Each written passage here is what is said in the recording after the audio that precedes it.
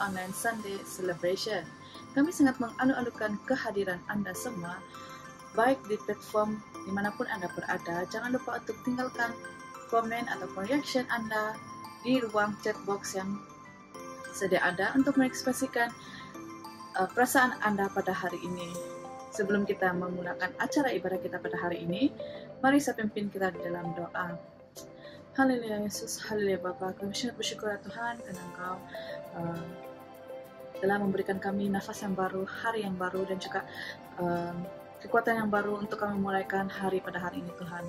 Yes Lord Jesus, kami sangat bersyukur Tuhan karena Engkau ada bersama-sama dengan kami di sepanjang kehidupan kami ya Bapa. Kami memohon ya Tuhan agar Engkau sertai kami ya Bapa dalam setiap apapun yang kami lakukan pada hari ini Tuhan. Tuhan, kami berdoa Bapa, kami serahkan ibadah ini ke dalam tangan-Mu ya Tuhan, baik untuk anak-anak-Mu yang hadir pada hari ini Tuhan, barang Kau memberkati mereka juga Bapa. Lord Jesus, kami berdoa Tuhan agar tetap acara ibadah ini selesai dengan kehendak-Mu ya Bapa. Begitu juga Tuhan, kami ingin serahkan setiap anak-anak-Mu yang melayani ya Bapa, khususnya untuk hamba-Mu yang akan memberitakan firman-Mu ya Bapa, biar tetap apapun yang keluar daripada mulutnya ya Bapa itu dapat memberkati setiap kami yang hadir pada hari ini Bapa. Terima kasih Yesus, terima kasih Bapa, kami sudah bersyukur ya Tuhan. Di dalam nama Tuhan Yesus kami sudah berdoa, amin. Seterusnya, ayat pembacaan firman Tuhan kita pada hari ini diambil dari Roma pasal 8 ayat 28 hingga 29. Ayat yang ke-28, ku tahu sekarang bahwa Allah turut bekerja dalam segala sesuatu untuk mendatangkan kebaikan bagi mereka yang mengasihi Dia, yaitu bagi mereka yang terpanggil sesuai dengan rencana Allah.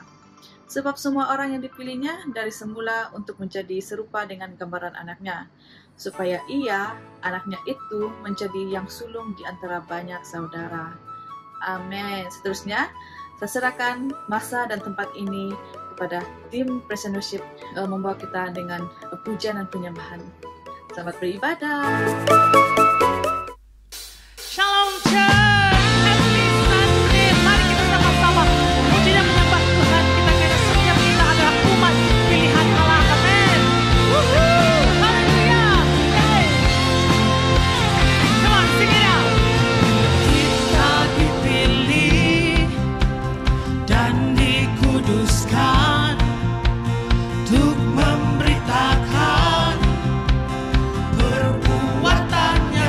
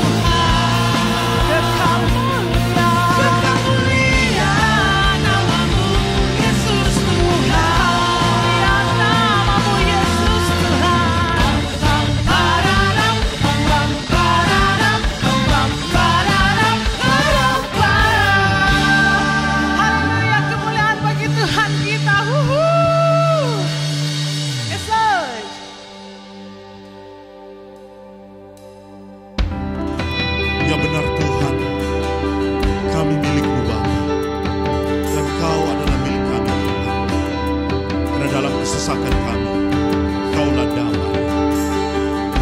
Dalam kekhawatiran kami Tuhan, Kaulah jawaban.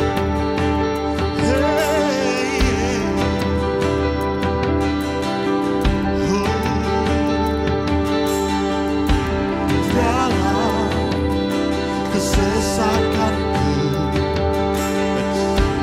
kami kedamaianmu.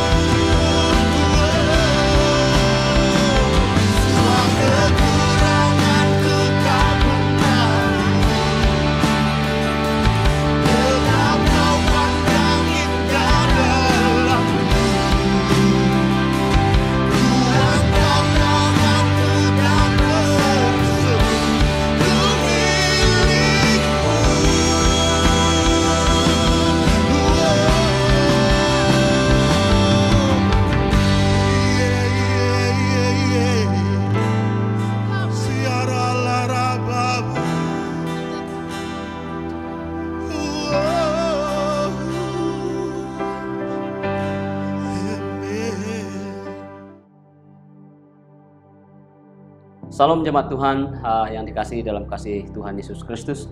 Selamat bertemu untuk kali ini di dalam ibadah pada hari Minggu secara atas talian. Saya berdoa dimanapun Anda berada, Tuhan Yesus memberkati dan menolong Anda, memperkasakan Anda untuk melaksanakan pekerjaan Tuhan dan rencana Tuhan di dalam kehidupan dan panggilan ilahi yang Anda miliki daripada Tuhan. Hari ini saudara-saudari kita akan mengadakan perjamuan kudus. Maka dengan itu sebelum kita melanjutkan acara ini, saya mengajak kita semua untuk menyiapkan diri, siapkan roti dan cawan di tempat Anda masing-masing, karena kita akan minum dan makan daripada roti Tuhan ini bersama-sama sebagai satu tanda kesatuan di dalam kasih Kristus. Jadi untuk renungan firman Tuhan untuk perjamuan kudus pada pagi hari ini, kita akan membaca daripada 1 Korintus pasal yang ke-11 ayat yang ke-23. 1 Korintus pasal yang ke-11 ayat yang ke-23 sampai ayat yang ke-26. Berkata seperti ini, sebab apa yang telah kuteruskan kepadamu telah kuterima dari Tuhan, yaitu bahwa Tuhan pada malam waktu ia diserahkan, ia mengambil roti dan sesudah itu ia mengucap syukur ke atasnya, ia memecah-mecahkannya dan berkata, inilah tubuhku yang diserahkan bagi kamu, perbuatlah ini menjadi peringatan akan aku. Demikian juga ia mengambil cawan sesudah makan lalu berkata, cawan ini adalah perjanjian baru yang telah dimeteraikan oleh darahku, perbuatlah ini setiap kali kamu meminumnya menjadi peringatan akan aku. Setiap kali kamu makan roti dan minum cawan ini, kamu memberitakan kematian Tuhan sampai ia datang. Saudara-saudari dalam kasih Tuhan, perjamuan kudus bukan sahaja kita mengingat tentang Yesus yang telah memberi dirinya untuk karya penebusan dosa umat manusia. Itu adalah satu perbuatan yang sungguh besar, sungguh dengan penuh anugerah, penuh kasih daripada Tuhan dinyatakan bagi setiap pribadi kita. Hari ini kita di dalam perjamuan ini, karena kita tahu bahwa kita sudah mengakui Yesus telah menebus kita dan membenarkan kita hidup di dalam kekudusan, bukan karena kekuatan kita, bukan karena kita berhak, tetapi ianya adalah karena semata-mata kemurahan dan anugerah Tuhan.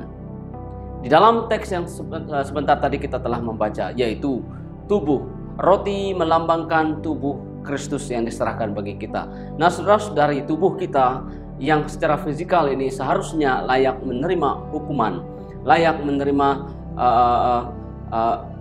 layak ditimpakan hukuman kepada kita, karena kita yang bersalah terhadap Tuhan. Kita sudah jatuh dalam dosa, kita hidup di dalam benih dosa, daripada dosa moyang kita Adam dan Hawa sampai ke hari ini saudara-saudari. Tetapi Yesus dengan kuasanya, dengan kasihnya yang besar, menggantikan hukuman itu saudara-saudari dan ditimpakan kepadanya, dia yang tidak berdosa, supaya saya dan Anda pada hari ini saudara-saudari tidak lagi di bawah kutuk dan dosa dan dibebaskan daripada hukuman. Sungguh besar kuasa dan kasih Yesus terhadap kita. Jadi melalui roti yang sebentar kita akan makan, kita ingat ada pribadi yang sanggup saudara-saudari mengambil hukuman dan ditimpakan kepada dirinya, supaya saya dan Anda tidak lagi perlu dihukum, tetapi hidup di dalam kebebasan yang telah diakibatkan oleh perbuatan Yesus, yaitu hukuman ditimpakan ke atas dirinya. Dan yang kedua saudara-saudari, dalam perjamuan kudus ini adanya cawan. Lalu firman Tuhan berkata, cawan ini adalah perjanjian baru yang telah dimeteraikan oleh darahku. Kalau menurut perjanjian lama saudara-saudari, untuk pengampunan dosa sebuah korban harus menggunakan binatang dan burung dan ternak supaya dikorbankan lalu dipersembahkan sebagai korban penebus dosa. Tapi di dalam ayat ini dikatakan bahwa cawan ini adalah perjanjian baru, yaitu daripada Yesus sendiri mencurahkan darahnya saudara-saudari. Cawan ini adalah perjanjian baru yang telah dimeteraikan oleh darahku, kata Tuhan Yesus. Yaitu saudara-saudari, ketika darah Yesus mengalir, maka semua kekotoran kita, kekejian kita, kenajisan kita oleh akibat dosa yang awalnya tadi saudara-saudari sudah dimurnikan, sudah disucikan oleh darah Tuhan Yesus. Maka apapun akibat daripada dosa saudara-saudari, sama adanya penyakit, sama adanya kutukan, semuanya telah diselesaikan oleh darah Yesus untuk pengampunan dosa kita. Saudara-saudari dalam kasih Tuhan, Nah, inilah perkara yang kita ingat di dalam perjamuan kudus. Setiap kali saudara kita mengambil terlibat dalam perjamuan kudus, ingat tubuh dan darah Yesus. Dan selain daripada itu juga saudara-saudari, perjamuan kudus memberikan kepada kita peringatan, yaitu ketika kita sebagai orang percaya yang mengaku Yesus sebagai Tuhan dan Juru Selamat, yang juga terlibat bersama-sama di dalam perjamuan kudus ini, yaitu saudara-saudari bahwa kita punya tugas dan tanggung jawab, yaitu memberitakan kematian Tuhan sampai Ia datang untuk kedua kalinya, saudara-saudari, di ayat yang ke-26. Saya dan Anda sebagai orang percaya pada hari ini, kita bukan hanya sebagai orang percaya, tetapi kita hari ini juga sebagai duta Kristus, yang mana dunia melihat kita adalah wakil kerajaan Allah, wakil Tuhan Yesus, membawa berita daripada Tuhan Yesus, membawa pesan daripada Tuhan Yesus kepada dunia, bahwa tidak ada jalan lain selain Tuhan Yesus, sehingga kita mendapat kehidupan yang kekal. Saudara-saudari dalam kasih Tuhan, hidup saya dan Anda adalah surat Tuhan yang dibaca oleh dunia. Maka kita hendaklah menjadi surat Tuhan yang ditayangkan dengan wajar di hadapan Tuhan, demikian juga dan dibaca baik oleh dunia, orang-orang yang ada di sekitar kita. Jadi inilah tugas kita saudara-saudari sampai Tuhan Yesus datang. Siapapun Anda, mungkin Anda hanya adalah jemaat kecil di sebuah gereja, mungkin Anda adalah bukan seorang yang pernah melalui pelatihan teologi, tetapi Tuhan punya tugas untuk saya dan Anda sama, yaitu bersaksi bagi Tuhan. Jadi oleh karena itu saudara-saudari, seperti yang saya katakan awal tadi, bukan saja mengingat tentang apa yang Tuhan Yesus telah lakukan bagi kita, tetapi juga melalui apa yang Tuhan Yesus telah lakukan bagi kita di kayu salib, kita juga beritakan sampai Tuhan Yesus datang. Oleh sebab itu saudara-saudari, sebelum kita melanjutkan acara ini, saya mengajak kita untuk berdiam sebentar. Kita persiapkan roti dan minuman untuk kita melaksanakan perjamuan kudus ini bersama-sama. Kita ambil waktu sejenak.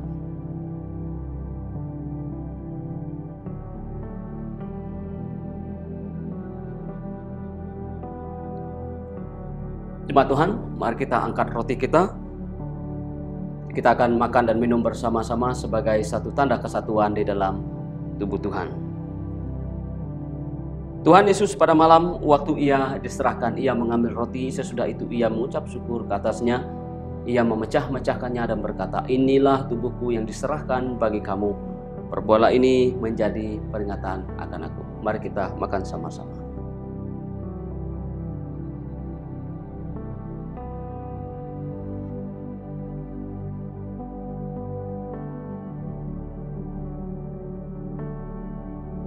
Mari kita angkat cawan kita sama-sama. Demikian juga sesudah makan, Yesus berkata, Ia mengambil cawan, sesudah itu Ia berkata, cawan ini adalah perjanjian baru yang telah dimeteraikan oleh darahku. Perbuatlah ini setiap kali kamu meminumnya menjadi peringatan akan aku. Mari kita minum sama-sama.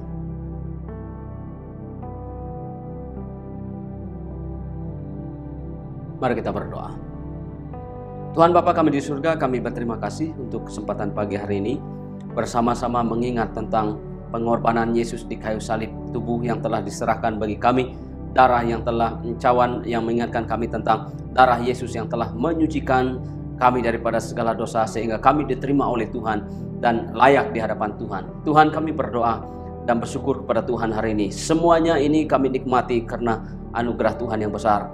Maka Tuhan Bapa, sebagai respon terhadap kasih dan anugerah Tuhan, kami mohon supaya Roh Kudus memimpin kami, memperkasakan kami untuk memelihara kekudusan. Karena kami tahu pada hari-hari ini adalah hari yang jahat, yang membuatkan kami mau jatuh, yang membuatkan kami tidak melihat kekudusan Tuhan. Kami berdoa dalam nama Tuhan Yesus, Roh Kudus-Mu memampukan dan mengukuhkan kami, supaya kami tetap berdiri sebagai saksi Tuhan yang wajar dan layak di hadapan-Mu. Kami mau memberitakan Tuhan yang mengasihi seluruh dan seisi rumah kami, keluarga kami, masyarakat di dunia ini. Hanya Yesus saja jalan menuju kepada kekekalan. Kami berdoa dalam nama Tuhan Yesus, berkati setiap jemaat yang sudah terlibat bersama dalam perjamuan ini, dalam apapun yang mereka laksanakan tugas dan tanggung jawab mereka. Mereka merasakan bahwa Tuhan menyertai mereka semua. Terima kasih Tuhan Bapa, kami mengucap syukur atas perjamuan ini. Kami disegarkan kembali, iman kami dipulihkan kembali. Demikian juga hati kami juga disegarkan kembali untuk mengerjakan amanat agung Tuhan. Terima kasih Tuhan Bapa. Ini doa kami, mengucap syukur dalam nama Tuhan Yesus kami berdoa. Haleluya. Amin. Amin.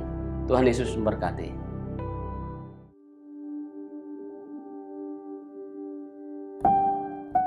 Haleluya, Shalom, selamat kita bertemu kembali di hari Minggu ini, yaitu hari di mana kita berkumpul untuk berbakti ataupun beribadah. Ya, kita hari ini sungguh bersyukur sebab atas kebaikan Tuhan kita masih ada peluang untuk kita menyembah Dia, untuk kita mendengarkan firman-Nya.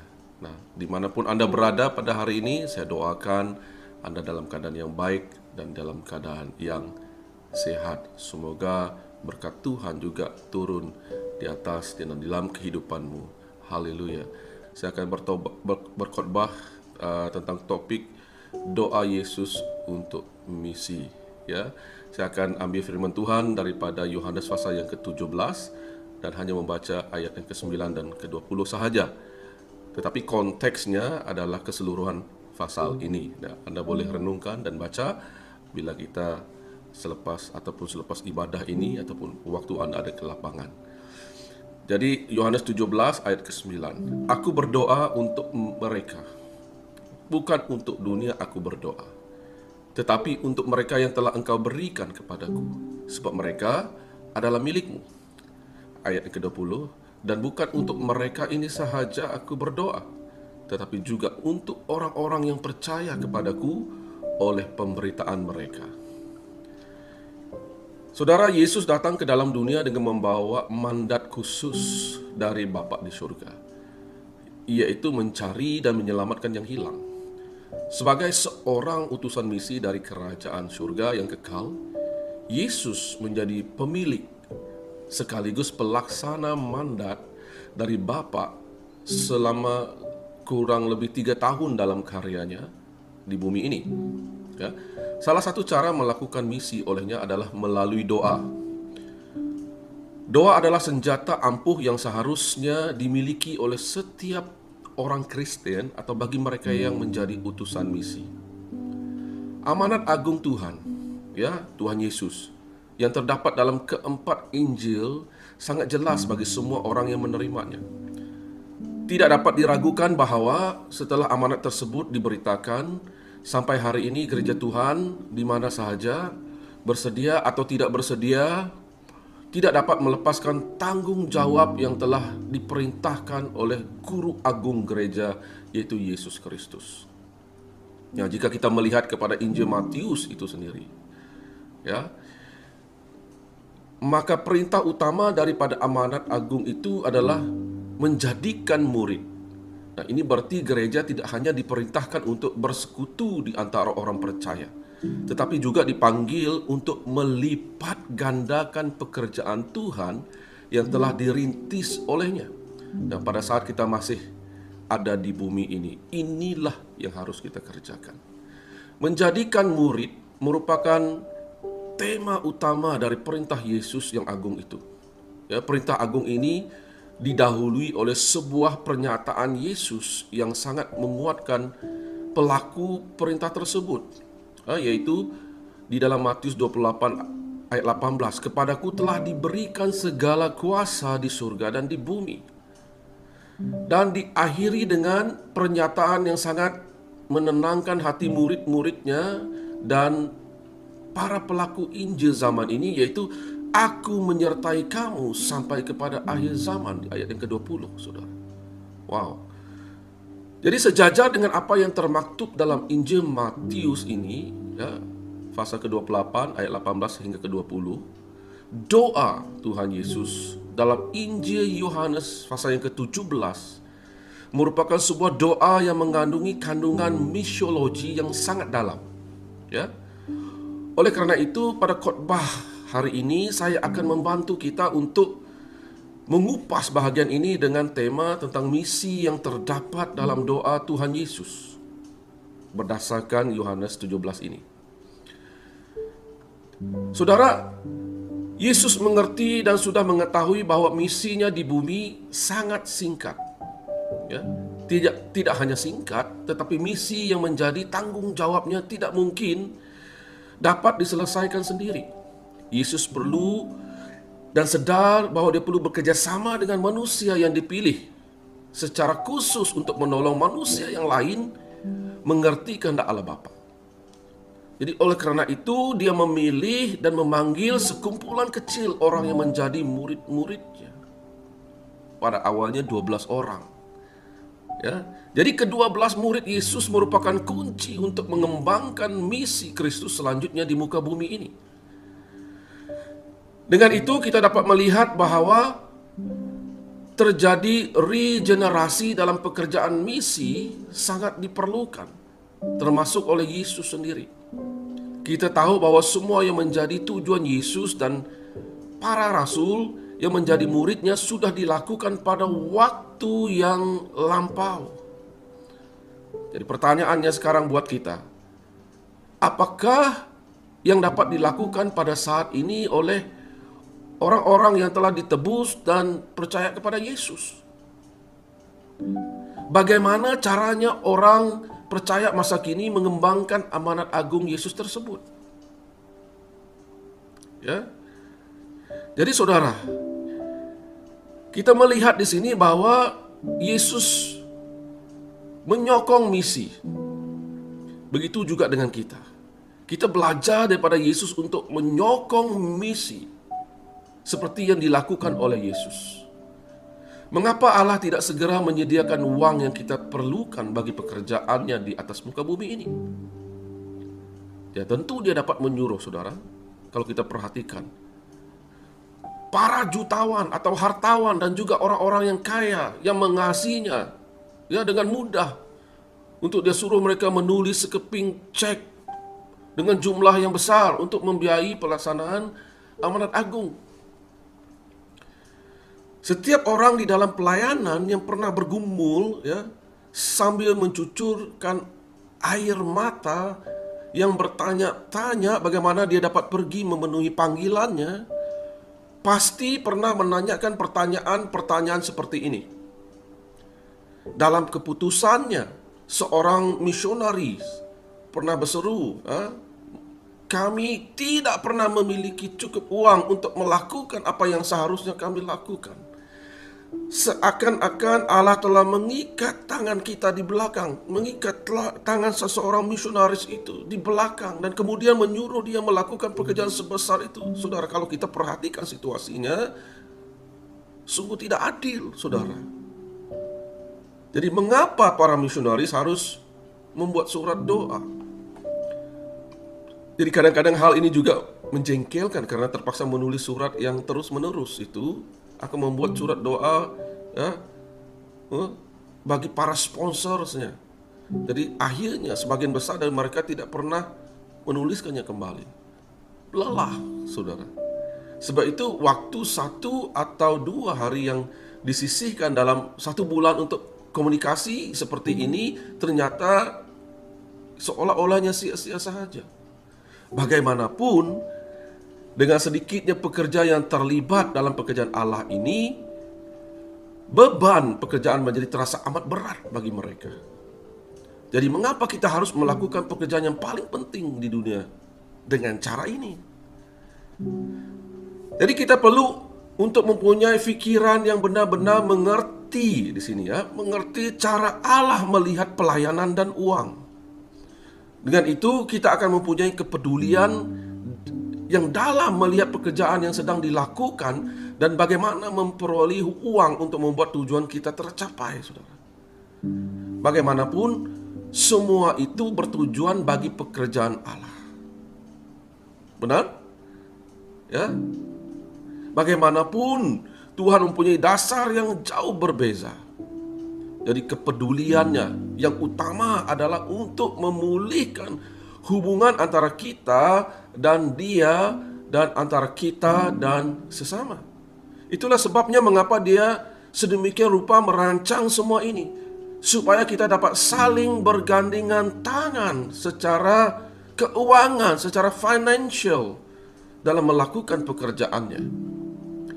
Jadi Yesus memberikan teladan ini bagi kita. Dia membiayai dirinya sendiri dengan menjadi tukang kayu pada masa awal-awal kedewasaannya. Namun selama 3 tahun pelayanannya sepenuh waktu, sepenuh masa, dia dan para murid-muridnya memiliki Yohana, istri Kuza, bendahara Herodes, Susana, dan banyak perempuan-perempuan yang lain untuk melayani rombongan itu dengan kekayaan. Yesus memberitahu kita bahwa di mana harta kita berada, di situ hati kita juga berada. Dan jika kita memberikan harta kita kepada orang-orang tertentu dan pelayanan mereka, hati kita pun akan berada di sana bersama mereka. Kita akan merasa bertanggung jawab untuk berdoa bagi mereka. Harta kita mungkin akan berada di bahagian dunia yang lain, di daerah yang mungkin tidak pernah kita kunjungi. Tetapi kita akan lebih dekat dengan orang-orang yang kita beri, dan kepada apa yang Allah lakukan di tempat itu, di negara itu, di kota itu melalui pemberian kita. Inilah cara Allah menempa dan memperkuat hubungan kita antara satu sama yang lain. Di sisi lain kita belajar untuk menerima pemberian itu dengan kerendahan hati. Ya, hal yang tidak kurang penting juga terjadi pada mereka yang menerima suatu pemberian, saudara. Seringkali kerendahan hati akan muncul lewat satu tindakan pemberian. Ya, bayangkan jika seseorang memberikan sesuatu kepada Anda dan Anda tahu bahwa untuk memberikannya ia harus melewati suatu pengorbanan tertentu. Hal tersebut tentu akan membuat Anda lebih berhati-hati dan tidak menyalahgunakan kepercayaan mereka kepada Anda. Berarti pengalaman seperti ini penting untuk dialami oleh setiap orang. Kebanggaan diri kita akan berkurang, ya, ketika kita menjadi penerima pemberian dermawan, orang yang kita mungkin tak dapat membalasnya. Kita hanya dapat mengucapkan terima kasih kepada orang itu dan berdoa agar Allah memberkatinya. Jadi oleh karena itulah kita lebih senang jika dapat mencukupkan keperluan kita, kadang-kadang dengan usaha sendiri juga, sebagai tambahan daripada mungkin gaji atau allowance yang diterima. Nah, ini karena keperluan untuk misi memerlukan pembiayaan yang mahal, saudara. Ya, jadi jemaat sekalian, saya coba untuk membawa kita untuk menyelami pergumulan kepada mereka yang terlibat di dalam misi, khususnya mereka yang terlibat secara sepenuh masa, supaya kita dapat menyokong mereka dan menolong mereka. Jadi ada 2 bahagian yang sebenarnya bersangkut paut dengan persoalan ini tadi yang kita baru bicarakan. Pertama, bagaimana supaya jemaat lokal dipenuhi dengan semangat misi. Kedua, bagaimana supaya jemaat lokal yang bersemangat misi dapat melaksanakan peranannya, ya, dalam penginjilan lintas budaya. Ya, pelayanan misi selalunya akan melibatkan lintas budaya, pelayanan lintas budaya atau cross culture. Di dalam perjanjian Lausanne menyatakan penginjilan dunia menuntut segenap gereja menyebarkan Injil seutuhnya ke seluruh dunia. Pemahaman atas pernyataan itu berdasarkan Alkitab ialah bahwa semua jemaat harus terlibat misi pemberitaan firman. Jemaat ialah insan-insan misionaris dari kerajaan Allah. Jemaat tidak mengatur misi seperti mengatur kegiatan-kegiatannya yang lain. Jemaat ialah insan-insan misionaris. Kalau tidak, saudara, maka ia bukanlah sebuah jemaat. Jadi jemaat adalah misionaris. Jemaat dapat dilibatkan dalam kegiatan misi melalui pengajaran. Tugas kita bersama ialah mengarahkan segenap anggota jemaat untuk berpartisipasi atau penglibatan dalam misi Tuhan. Hal ini bukanlah suatu masalah struktur, melainkan spiritual. Masalah misi adalah masalah pribadi. Hanya orang-orang rohani dan jemaat di mana orang-orang rohani berpengaruh dapat mengembangkan perintah Kristus. Andrew Murray satu-satunya cara untuk menumbuhkan dan menggalakkan semangat misi yang benar giat, mendalam dan rohani bukanlah dengan usaha sendiri, melainkan menuntut orang-orang percaya makin terpisah dari dunia ini dan kepada pengabdian mutlak beserta segenap milik mereka bagi Tuhan dan pelayanannya. Dengan berfokus hidup kepada kerohanian, maka semangat pengabdian misi dengan sendirinya akan menyusul. Ya. Jadi rahasia hidup kerohanian dalam jemaat lokal ya pengurapan Roh Kudus atas pelayanan firman Allah. Jemaat wajib mengadakan pembinaan melalui pengajaran dan khotbah untuk mengarahkan setiap anggota jemaat supaya mengabdikan diri sepenuhnya kepada Tuhan untuk menggenapi maksudnya. Tanggung jawab misi setiap orang percaya harus jelas, ya jelas muncul daripada firman Allah. Karena itu, pembinaan yang berkesinambungan bagi seluruh anggota jemaat tentang tanggung jawab misi adalah sangat vital. Jadi khotbah sekali setahun tentang misi atau sekali sekala tidaklah cukup. Jadi sebelum Paulus dan Barnabas diberangkatkan sebagai utusan jemaat Antiokhia, dalam jemaat itu telah berlangsung pelayanan khotbah dan ajaran yang diurapi Roh Kudus. Ya, perhatikan beberapa nabi dan pengajar. Ini kita boleh lihat dalam Kisah Para Rasul pasal yang ke-13 ayat yang pertama. Sekarang kita melihat peranan pendeta. Jadi sebagai seorang pendeta, tanggung jawab saya, tanggung jawab semua para pastor. Pendeta, pastor juga memiliki peranan dalam melengkapi jemaat untuk terlibat dalam kegiatan misi. Peranan pastor yang utama dapat melalui memberikan program pendidikan misionaris di jemaat lokal.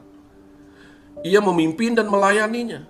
Kepadanya dipercayakan tanggung jawab untuk pencarian, untuk pembinaan, pendanaan, dan pengutusan tenaga misionaris. Bahkan pendeta jemaat kecil sekalipun diberi kuasa untuk membuat impact. Peranannya dapat dirasakan di seluruh dunia. Sekali lagi, Andrew Murray mengatakan, tidak seorang pun pendeta layak memangku jabatannya. Wow. Jika ia tidak memasrahkan dirinya dirasuki oleh amanat agung Kristus, menimba pengetahuan dan semangat daripada amanat agung itu untuk mengkabarkan Injil ke seluruh dunia. Seorang pendeta harus berpegang kepada prinsip ini, yaitu misi adalah tujuan utama jemaat. Membimbing dan melengkapi jemaat untuk mengembangkan misi adalah tugas utama pendeta. Tujuan utama pemberitaan firman kepada jemaat ialah melatih dan memampukan jemaat melaksanakan peranannya dalam kegiatan misi. Dalam kaitan ini, tujuan utama setiap pendeta ialah memajukan diri untuk tugasan ini. Kemudian kita lihat peranan komisi. Jadi pada kebanyakan jemaat lokal ada beberapa komisi tersendiri. Antara lain komisi kanak-kanak. Kita boleh lihat komisi para pemuda, pemudi, wanita, pria. Jadi melalui komisi-komisi inilah anggota jemaat dari pelbagai kelompok usia dapat disedarkan akan tanggung jawab misinya dan dilatih untuk melayani. Komisi-komisi ini dapat terus-menerus menjadi sumber tenaga yang penuh pengabdian untuk pelayanan misi. Tapi sayangnya dan menyedihkan, karena kebanyakan jemaat komisi-komisi ini merana, terumbang-ambing tanpa arah, tanpa rencana kerja dan kepimpinan. Jadi gereja dapat melakukan pembinaan kepada jemaat melalui komisi-komisi yang ada. Dapat juga dengan mengembangkan karunia atau talenta melalui penyediaan komisi yang ada di gereja. Cabarlah yang ada sekarang, memberikan keperluan dan peluang untuk melakukan kegiatan misi sesuai dengan kemajuan zaman yang ada. Seperti penggunaan media sosial dan lainnya, melalui internet. Kemajuan teknologi di zaman sekarang dapat membantu mengembangkan pelayanan misi melalui komisi yang ada di gereja. Di samping program pelayanan rutin tersebut, saudara, yang saya sebutkan tadi, jemaat lokal wajib mengadakan konferensi tentang misi. setidak-tidaknya sekali setahun. Dalam kesempatan itu diberikan ajaran yang jelas tentang misi sesuai amanat Alkitab. Tema khotbah tentang misi dapat disajikan pada kebaktian minggu secara berkala, secara berterusan, atau menganjurkan seminar-seminar dengan topik khusus tentang misi, mengundang tokoh-tokoh misionaris dan pemimpin-pemimpin badan misi. Jemaat di Antioquia adalah contoh jemaat misioner. Jemaat itu terurus dan bersemangat karena dipimpin oleh para nabi dan para pengajar. Dan yang terpenting lagi, jemaat itu beribadah, berpuasa, dan berdoa. Jemaat duniawi yang tidak menyangkali diri atau tidak mengabdikan sepenuhnya kepada Tuhan mustahil memberi perhatian yang sungguh-sungguh terhadap misi. Jemaat mula-mula dalam Kisah Para Rasul merupakan contoh yang memberikan inspirasi di dalam kegiatan misi. Sebab itulah jemaat gereja lokal sekarang dapat mengambil inspirasi dari kehidupan jemaat mula-mula. Dari jemaat yang berdoa untuk misi. Kita mau menjadi jemaat yang berdoa dan bersyafaat untuk misi. Ya, dari jemaat lokal harus belajar dan berlatih terlibat dalam pelayanan misi melalui doa syafaat. Jemaat wajib mendoakan keperluan orang-orang yang tersesat, orang-orang yang belum pernah mendengar Injil, dan para misionaris yang bekerja di antara mereka. Jemaat harus tahu cara mengkomunikasikan Injil sehingga orang tergerak membuat keputusan sendiri untuk menerima Injil. Berpuasa dan berdoa senantiasa menjadi persiapan yang baik bagi penglibatan dalam misi yang begitu penuh dengan perjuangan dan cabaran. Kemudian kita mau menyokong dana misi, saudara. Jemaat yang dipenuhi semangat misi mestilah jemaat yang beriman dan setia mengabdi kepada Tuhan. Adalah sangat bermanfaat, saudara, bagi setiap anggota jemaat, sama ada secara pribadi atau keseluruhan. Pada awal tahun, sudah memutuskan jumlah kita sendiri secara pribadi, jumlah dana yang akan kita khususkan untuk kegiatan misi pada masa pelayanan sepanjang tahun tersebut. Jumlah dana itu haruslah realistik. Tidak ada gunanya saudara memutuskan jumlah yang besar pada sangat tipis kemungkinannya dapat mengumpulkan uang sebanyak itu pada waktunya, ya. Jadi setiap anggota harus setia pada janji pemberian misinya secara bersama ataupun secara pribadi. Jangan sampai pada hujung tahun kita menyesali diri sendiri karena tidak dapat memenuhi janji kita. Menepati janji dalam hal persembahan misi adalah ujian iman dan tekad bagi kita, bagi orang-orang yang berkaitan, bersangkutan. Kemudian bila bicara tentang doa Yesus ini juga, kerinduan dia adalah supaya kita menjadi jemaat yang Pentakosta. Ya, kegiatan misi yang dirasuki oleh semangat Pentakosta hanya mungkin dilaksanakan dengan kuasa Pentakosta. Jemaat lokal perlu dipenuhi dan dituntun oleh Roh sehingga peka dan cepat untuk mentaati Roh Kudus. Roh Kudus mempersiapkan Kristus untuk merelakan dirinya menjadi korban tebusan dosa bagi memenuhi maksud Allah. Roh Kudus juga mempersiapkan jemaat dan orang-orang percaya untuk melaksanakan maksud penebusan Allah pada zaman ini.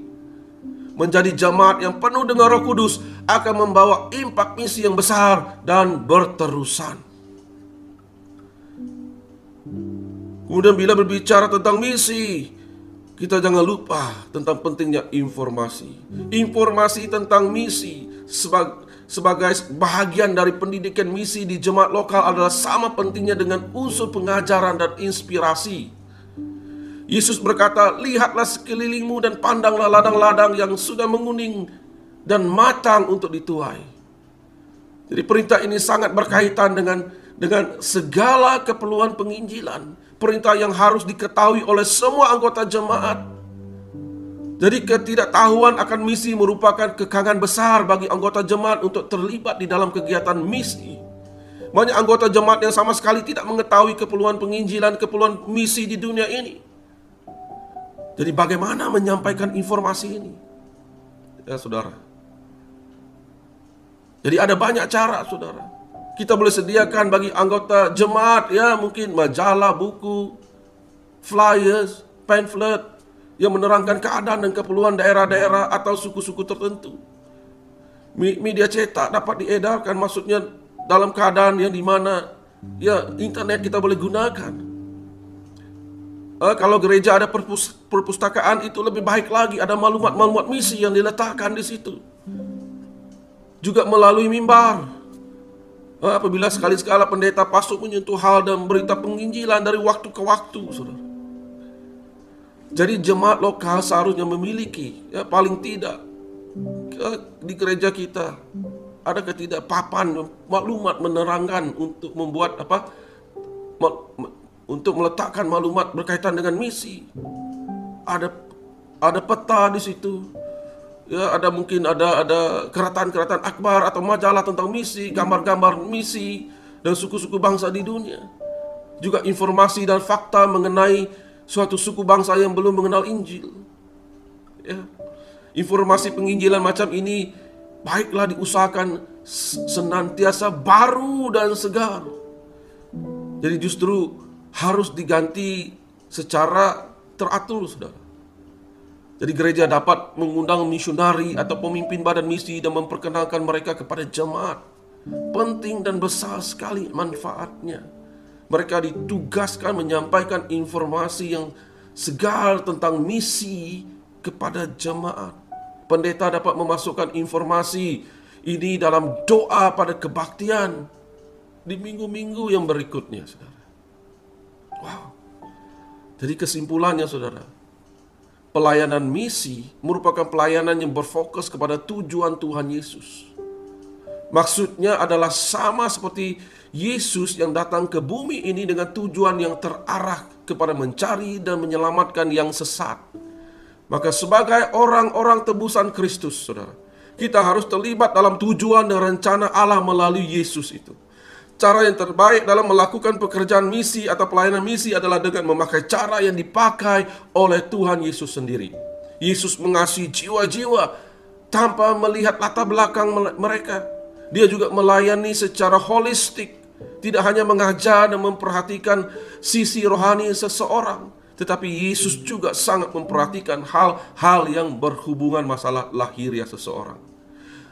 Pekerjaan misi atau pelayanan misi haruslah dimulai dari gereja lokal. Jangan mengharapkan hanya gereja induk yang melakukan ini. Induk organisasi merupakan bahagian strategik dari pelayanan misi, tetapi gereja lokal mengambil pelayanan praktikal yang langsung berhubung dengan dunia nyata di lapangan. Pekerjaan dan pelayanan misi juga harus diajarkan dengan sengaja, intentional. Maksudnya adalah harus dibuat sebuah kurikulum yang direncanakan dengan baik dan matang untuk membawa jiwa-jiwa bagi Kristus. Pengajaran ini dapat dilakukan oleh masing-masing gereja lokal untuk mendidik jemaatnya supaya familiar dengan pekerjaan dan pelayanan misi. Jadi perlu adanya juga pengutusan. Pengutusan merupakan bahagian yang sangat penting bagi pekerjaan misi. Semua telah diperlengkapi, manusianya, logistiknya, keuangannya, dan pelbagai kemudahan-kemudahan yang lain. Tetapi apabila tidak ada pengutusan, maka pekerjaan ini akan menjadi sia-sia, saudara. Jadi misi gereja kita membina 50 gereja ke depan bukanlah suatu mimpi di siang hari. Ianya lahir dari semangat yang telah dicetuskan oleh Roh Kudus itu sendiri. Sebab itu saya yakin selagi gereja kita fokus kepada misi, doa Yesus di Yohanes 17 akan menjadi api yang diturunkan dari surga yang membakar setiap jiwa kita. Jadi selagi kita bermisi, selagi itulah mata Tuhan akan tertuju ke arah kita. Jadi berdoalah selalu untuk misi. Maka Tuhan akan membukakan pintu Anda, pintu hati Anda. Amin, saudara. Haleluya. Mari kita berdoa. Tuhan, kami bersyukur, berterima kasih atas kebaikan-Mu. Karena hari ini kami dapat mendengar firman-Mu tentang doa Yesus, kerinduan hati Yesus kepada Allah Bapa di surga, bahwa misi adalah menjadi tujuan hidupnya. Maka Dia telah mengamanahkan mandat ini kepada gereja pada sekarang ini. Dan kita berada di waktu yang sangat kritikal di mana orang memerlukan keselamatan. Jadi untuk memberitakan keselamatan, kita perlu berusaha melakukan misi dengan sebaik yang mungkin. Maka saya doakan pada hari ini jemaatmu yang mendengar firman-Mu, agar hati mereka dibukakan, terjadi pengurapan Roh Kudus. Peristiwa Pentakosta akan mulai digerakkan, terjadi membakar mereka pada saat ini Bapa. Terima kasih Tuhan untuk firman-Mu ini. Hamba-Mu menerima dan kami semua menerima dan menyambutnya dengan kerendahan hati, supaya kami dikuatkan dan diteguhkan, dan kami bangkit bersama-sama dengan Yesus melalui pekerjaan Roh Kudus-Mu untuk tetap giat bermisi menggenapi visi-Mu Tuhan, buat gereja ini dan buat gereja yang seterusnya, yang lain-lain. Kami mau jadi berkat di dalam misi. Kami tidak mau menunggu lagi, kami ingin bergerak sekarang. Now is the time, bukan untuk duduk, bukan untuk mendengar saja, tapi kami mau menjadi pelaku misi-Mu Tuhan pada saat ini. Terima kasih Bapa. Kami sungguh diberkati oleh firman-Mu. Di dalam nama Tuhan Yesus kami telah berdoa dan bersyukur. Amin. Amin. Thank you Pastor Perry yang telah menyampaikan firman Tuhan pada pagi hari ini. Saya percaya Anda semua pasti merasa sangat diberkati melalui firman Tuhan tersebut. Amin. Seterusnya kita masuk di dalam ruangan highlights dan announcement. Sebelum itu, mari kita saksikan video weekly activity BWCC dan DCC.